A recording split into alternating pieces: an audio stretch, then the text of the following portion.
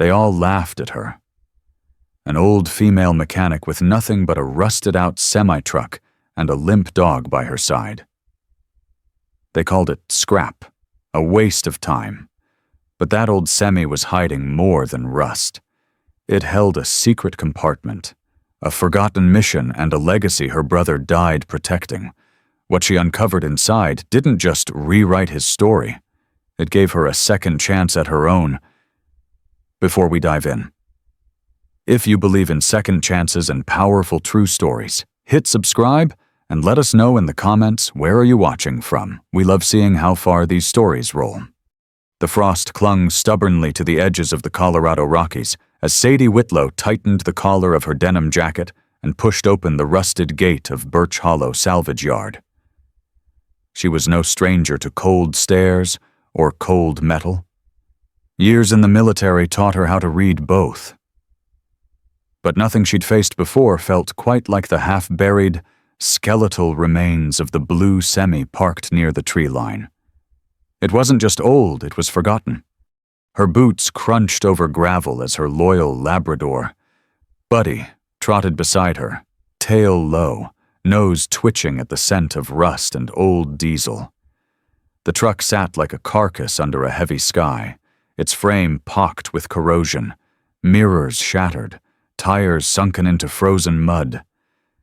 Yet Sadie stood there silently, one gloved hand resting on the cold steel door, as if greeting an old friend returned from the dead, from behind a stack of scrap.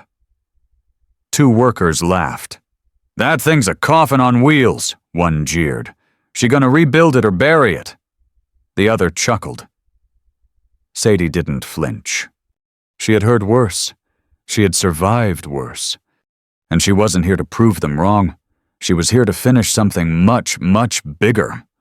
The semi groaned like something waking from a long, haunted sleep as Sadie Whitlow forced the driver's door open.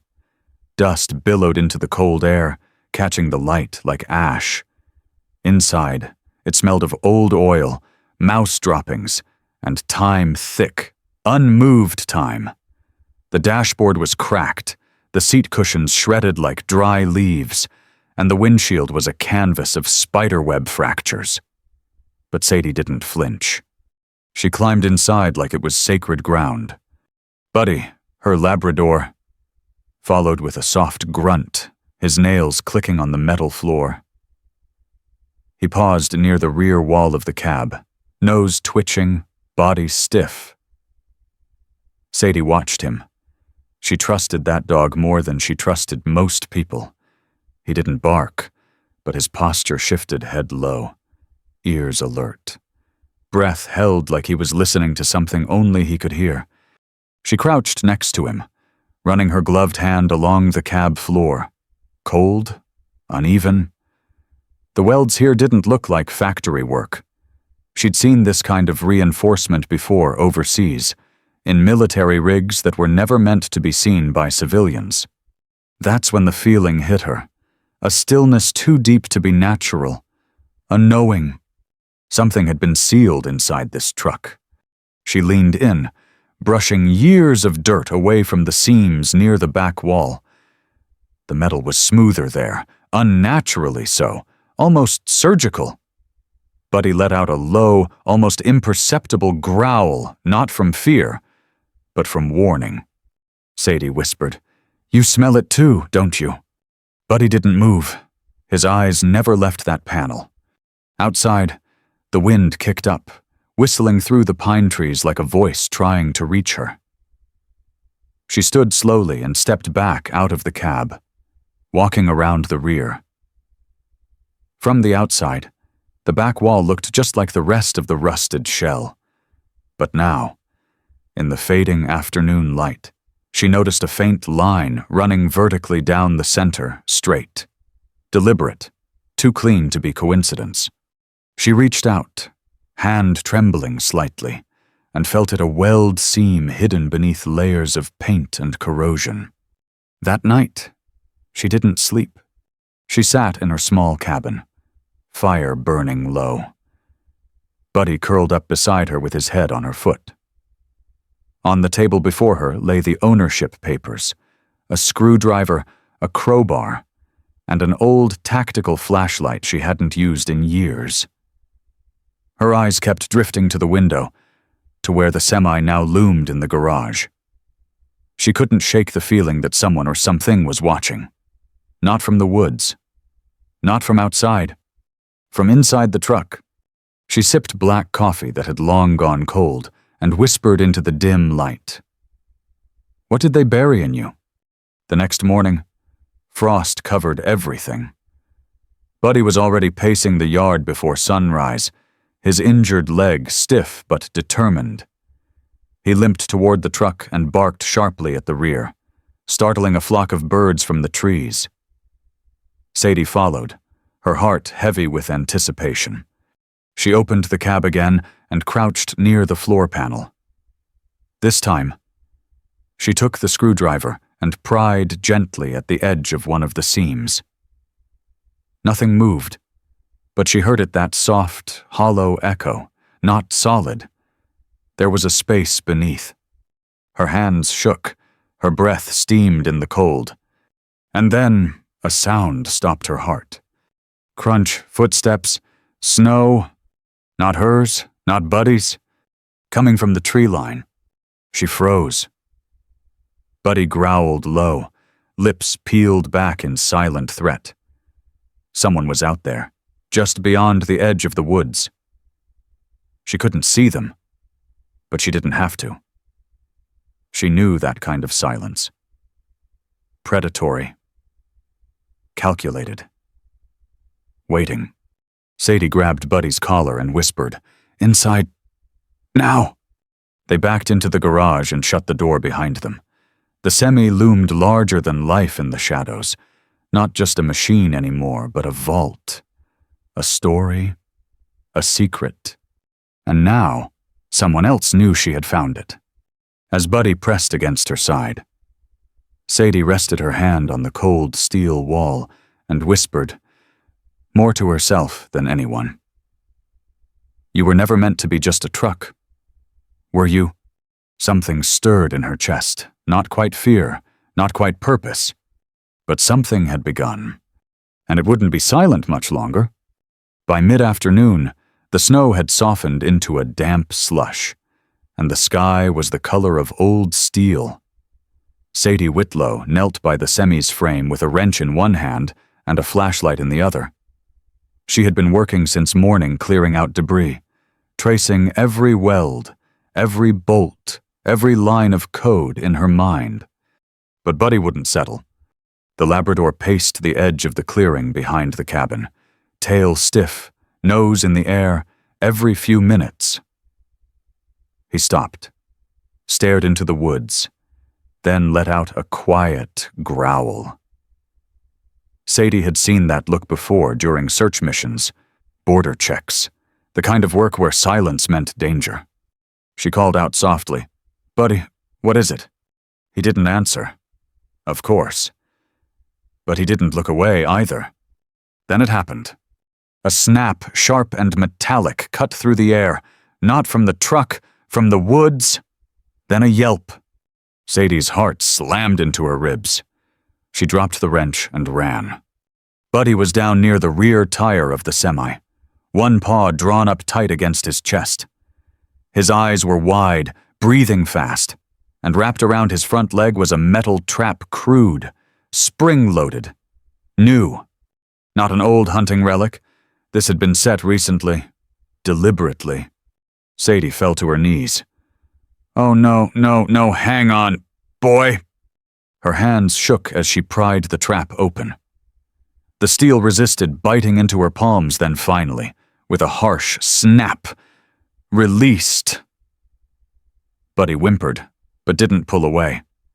She scooped him into her arms, his weight heavier than she remembered, and carried him into the cabin. Inside, the air was warm, but her blood ran cold. She cleaned his paw carefully, noting the swelling. No broken bones, but it was close. "Who the hell sets a trap next to someone's garage?" she whispered, her voice cracking. Buddy watched her, panting, his eyes never leaving the window. Sadie stood slowly, crossing to the door. She stepped outside, pulled the hood of her coat tight, and knelt near the trap. There on the edge of the frost, a boot print. Not hers. Deep tread. Heavy. Fresh. She followed it with her eyes as far as she could. It disappeared into the tree line. Whoever it was had been on her land close enough to touch the truck, close enough to hear everything. Sadie stood. The wind picked up. It didn't whistle this time. It hissed. The semi loomed behind her, and now it looked different. Not broken, not forgotten. Targeted. Something about this truck had drawn someone to her property, and someone had tried to send a message. That night, she barely slept. Buddy dozed fitfully beside her, letting out soft groans every time his paw twitched. Sadie sat by the fire with her old military field journal open in her lap and a pen tapping nervously in her fingers. She made a list. Bootprints male, large, unfamiliar. Trap recent, intentional, precise. Welds on the truck, non-commercial. Rear panel sealed. Interior space hollow echo behind driver's seat. She stared at the words, then underlined one of them. Intentional. This wasn't some abandoned rig with a forgotten past. Someone had hidden something here. Someone had sealed it. And now, someone had returned for it. At dawn, Sadie stepped back into the garage. The air inside was cold, but the space felt charged. Like the moments before a storm breaks loose. Buddy hobbled behind her on 3 legs, refusing to stay put. She whispered to him, "You don't know when to quit, do you?" He looked up at her, ears alert. "Ready." Sadie climbed into the semi's cab and ran her fingers along the seam one more time. She didn't hesitate anymore. She grabbed the angle grinder, plugged it in, and pulled her goggles into place. The motor screamed to life. Sparks flew. Metal resisted her like a secret fighting to stay buried. But she pushed forward. Behind her, Buddy barked sharply once, then again. She shut off the grinder. Silence fell. Outside, a black SUV sat parked at the edge of the woods. Headlights off, engine quiet, watching. They weren't hiding anymore. The black SUV was gone by morning, but Sadie Whitlow hadn't forgotten it. Neither had Buddy. The dog stood watch from the window, his injured paw slightly raised, tail still as stone. Sadie stirred cream into her coffee with a shaky hand and watched the steam curl into the cabin's silence. Nothing outside moved, but everything inside her had shifted. She had lived years with the quiet ache of survival, losing comrades, starting over, fixing old machines because they couldn't break her the way people had. But now something was different. This wasn't just about rebuilding a truck anymore. This was about uncovering something someone didn't want found. And that changed everything. She wrapped Buddy's paw again, kissed the top of his head, and whispered, "We're not backing down. Not now." When she stepped into the garage, her breath caught. The semi didn't look like junk anymore. It looked like a sealed vault. Not buried in the earth, but buried in plain sight. Sadie climbed into the cab and ran her hand over the floor behind the driver's seat. The grinder work from the day before had left a jagged outline beneath the metal. She now saw it for what it was: a door, a hidden panel, a compartment. Her pulse quickened. She reached for her crowbar, wedged the edge beneath the seam, and pried. It fought back at first, but then, with a low groan, it gave. The panel creaked open, and behind it lay a space no larger than a closet, but one that had been reinforced, lined with steel. Sadie shined her flashlight inside. There, in the center, was a single metal case, heavy, dusty, with no markings except for a faint symbol etched into the lid. She froze. She had seen that emblem before. 12 years ago, on a supply crate, in the Middle East, before a mission went south and one of her closest friends, Riley Whitlow, never came back. Her brother. Her breath hitched. Her knees buckled, and she had to grab the doorframe to keep from collapsing. She whispered, "Riley." Buddy barked from the ground, a sharp sound that grounded her. She reached into the hidden chamber with trembling hands and pulled the case out.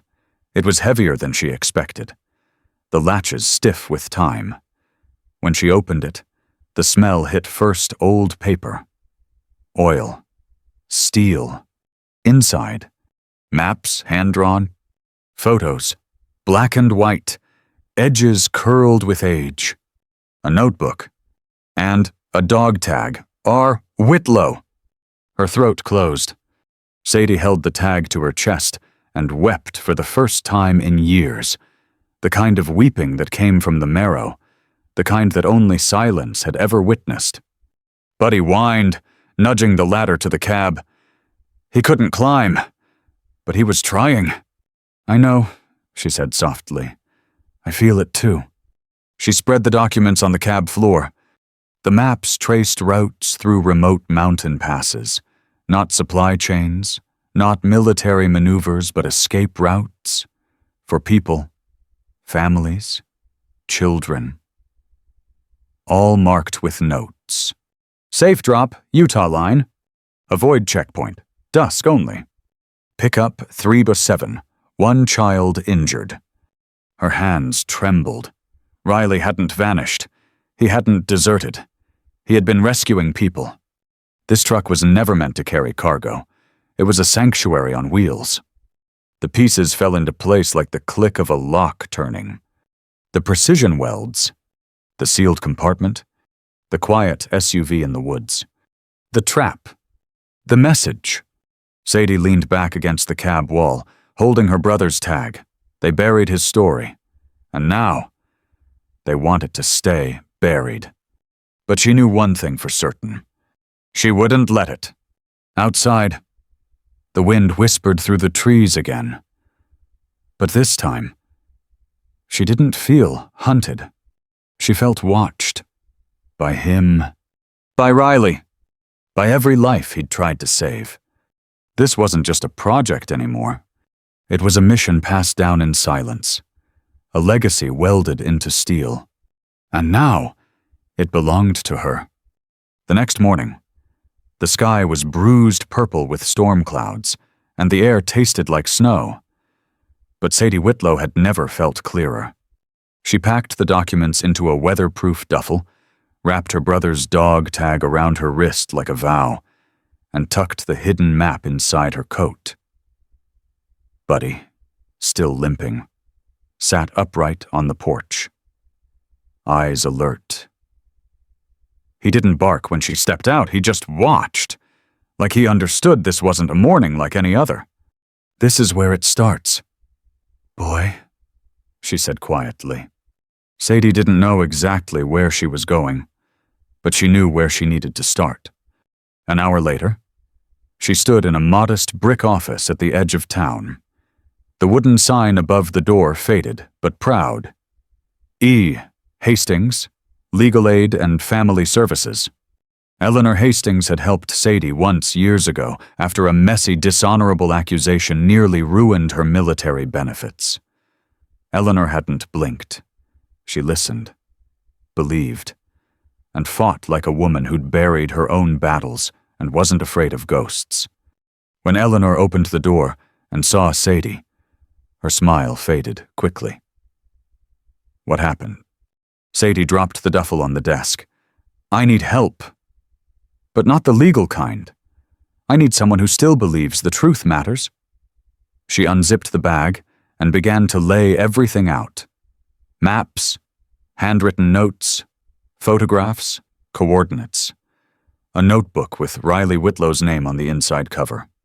Eleanor didn't speak. She read. Her eyes narrowed, her lips pressed tight. But she didn't flinch. After a long moment, she whispered, "My God, This was a ghost route. He was helping the moving families, off the record, off the radar. Sadie nodded. And someone out there wants it erased. Completely. Eleanor looked up sharply. You've been followed. Trap on my land, unmarked SUV, and that was just the last 2 days. Eleanor reached for her glasses. I know someone who needs to see this. Sadie tensed. Who? Not a lawyer, a voice. She picked up the office phone and dialed with practiced calm. Her name's Lydia West, investigative journalist. Exposed the Eldridge water scandal, the Hawthorne military cover-up. She's not afraid of men in suits. The name rang a bell. Sadie had seen her on a late-night broadcast once talking about veterans who'd disappeared after being assigned to classified humanitarian missions. It hit too close to home. She had turned it off. Now, she prayed the woman would pick up. Eleanor's voice softened. Yes. Lydia. You need to come to Birch Hollow. Today. It's about the Whitlow files. A pause. Yes. That Whitlow. She hung up and turned to Sadie. She'll be here before sundown. Sadie blinked. You told her Riley's name. Eleanor leaned forward. She already knows it. She's been chasing whispers about him for years. For the first time since opening that steel panel, Sadie didn't feel alone. She didn't feel like a woman clutching old memories and broken metal. She felt like the start of something bigger. That evening, Lydia arrived in a gray Jeep, wind in her scarf and urgency in her stride. She was sharp, focused, and didn't waste time. You found the truck, she said without introduction. I did. You opened it. I did. Lydia's eyes were piercing. Is it true what's inside? Sadie opened the duffel again. Lydia read like someone mining for gold fast, precise, reading between every line. She looked up finally and whispered, This isn't just history. This is a buried operation. And you just uncovered the only proof that ever existed. Sadie crossed her arms. Then help me finish what Riley started. Lydia hesitated. If we go public, they'll come after you. They already did, Sadie said, her voice steely. Lydia gave a slow, resolute nod. Then I'll help you. But we need more than documents. We need survivors, testimony. Evidence that this truck didn't just exist, it saved people. Sadie's eyes burned. I'll find them. That night, as she stepped back into the garage and rested her hand on the side of the semi, something inside her shifted. This wasn't the story of a forgotten mechanic anymore. This was a second chance to finish the route, to rebuild the road, and to give her brother's mission the ending it deserved. The first snow of the season fell 2 days later. Heavy. Slow flakes drifted down from a sky the color of smoke. But Sadie Whitlow wasn't watching the weather. She was welding. Inside the garage, sparks lit the air like tiny suns, bouncing off the steel ribs of the old semi. The same semi everyone had once called junk. The same one that now sat with its secret chamber open, documents catalogued, its story halfway told. But Sadie wasn't done telling it. She had work to finish, and this time, it had nothing to do with proving herself. It was about purpose. Buddy lay curled on a blanket in the corner, healing but watchful, eyes following her every move like a quiet promise. I'm still here. And so are you. Sadie had spent the past 48 hours tearing down the lies that had been welded into this truck. She'd reinforced the structural frame, replaced the outdated vents, added stealth compartments Riley's original notes had hinted at. She followed his sketches like blueprints from a brother who knew one day someone would carry his torch. Each bolt, each weld, each seal, it all meant something now. Every turn of the wrench was a step toward something bigger than grief. At night, she couldn't sleep, not out of fear anymore, but because her mind wouldn't stop moving. Her small kitchen table had become a command center. Lydia had printed copies of the documents and maps. Eleanor helped cross-reference names on the manifests with missing persons reports from years past. Some of the children Riley had transported. They were alive, adults now, working, raising families, hidden miracles. And Lydia was already making calls. "We find even one of them," she'd said, "and this becomes irrefutable, human, real." Sadie nodded. "Let's do it." She didn't ask herself why she believed so fiercely. She just knew this was her brother's legacy, and now it was hers, too. By the end of the week, she had rebuilt nearly everything inside the semi. The insulation was back in place. A new electrical system hummed softly under the floorboards. The hidden chamber had been sealed again, but this time with purpose, not secrecy. She stood back and looked at the truck. It didn't look newer. It looked prepared, like it was ready to roll again. But something still sat heavy in her chest. A question. Was she... Sadie stepped into the cab, fingers brushing the worn leather of the driver's seat. She sat in silence, the cold metal creaking under her weight. Buddy hobbled to her side, tail wagging once before resting his chin on her knee. She looked out the cracked windshield at the trail that led down the mountain. Her voice came quiet. "You think I can do this?" Buddy didn't answer. He didn't have to. He'd already chosen her. And maybe she was finally starting to choose herself. That night, Sadie pulled out Riley's last notebook again, the one he never finished, the one with sketches of air vents, drop-off sites, and coded symbols she still didn't understand. She traced the last page. "If they come after you." The sentence still ended mid-thought.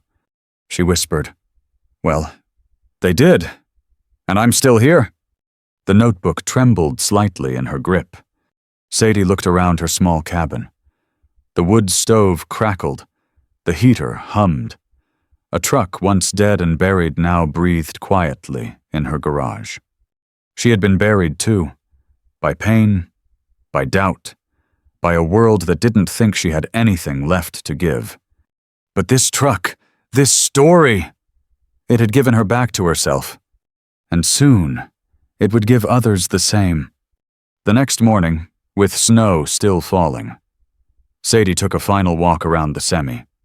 She placed her palm against the side, whispering, "You're not just a machine anymore. You're a promise."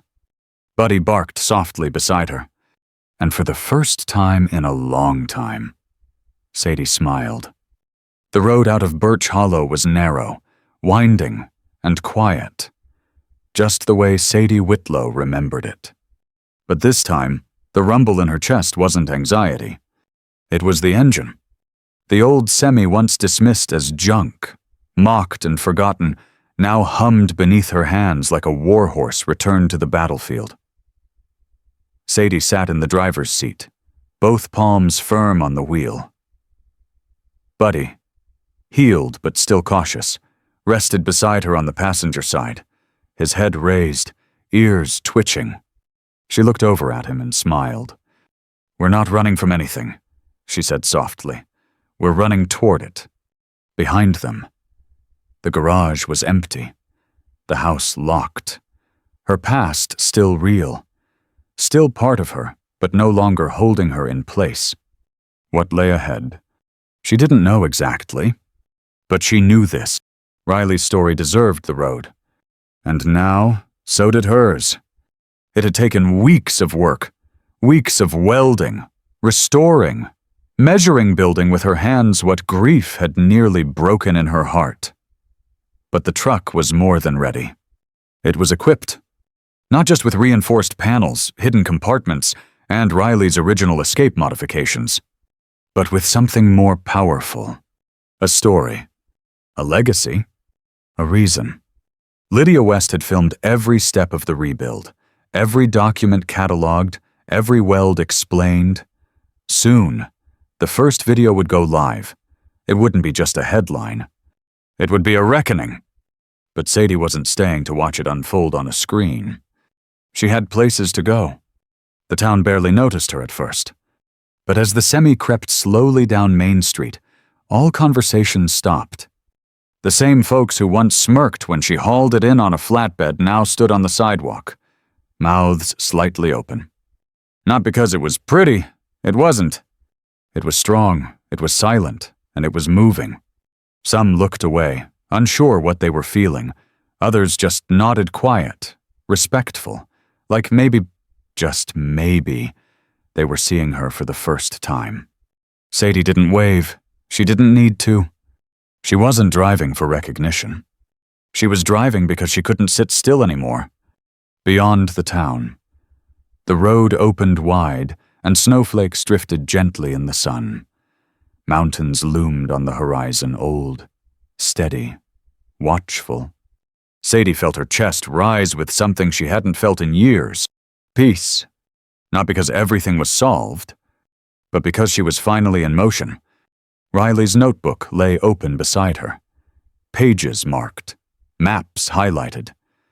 Lydia had found one of the families Riley had helped. They were alive, living in Oregon, off-grid, safe. Sadie had made a call. Now she was on her way. Not just to deliver proof, but to listen, to learn, to ask them what Riley never had time to finish. She would collect the stories, one by one, not as a journalist, not as a mechanic, but as a sister and as the keeper of his road. Night came quietly. The truck pulled over beneath a pine ridge overlooking the valley. Sadie stepped outside, the air sharp and clean. She leaned against the grill, Buddy at her feet, and looked up at the sky streaked with stars, silent and wide. "Riley," she whispered. "I didn't know what you were building back then." She swallowed the ache in her throat. "But I see it now. You weren't just saving lives. You were giving people hope and dignity. You didn't build a truck. You built a way out." She pressed her hand to the steel. "And now, I'll build the way forward." Somewhere in the dark, another truck engine echoed far off, maybe another traveler, maybe just coincidence. But to Sadie, it felt like a nod. Like someone was out there, still moving, still fighting for the forgotten. Maybe they weren't alone after all. She climbed back into the cab, turned the key, and felt the vibration rumble through her bones. Buddy leaned against her leg. She looked ahead, then whispered, "Let's ride." The semi pulled forward, no spotlight, no applause, just the rhythm of tires rolling toward a new horizon.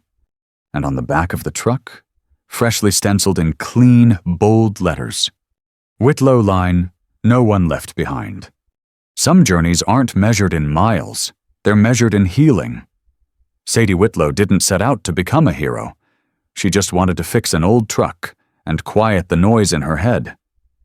But what she found inside that rusted steel wasn't just a secret. Sometimes the world will laugh at your rust, your dents, your silence, but what they can't see is what you've built inside piece by piece, wound by wound. And when the time is right, you don't need to shout, you just need to turn the key and move forward. If this story moved you, subscribe. More powerful journeys are on the way. And if you know someone who believes in second chances, share this with them. Because sometimes, one woman, one old truck, can change everything.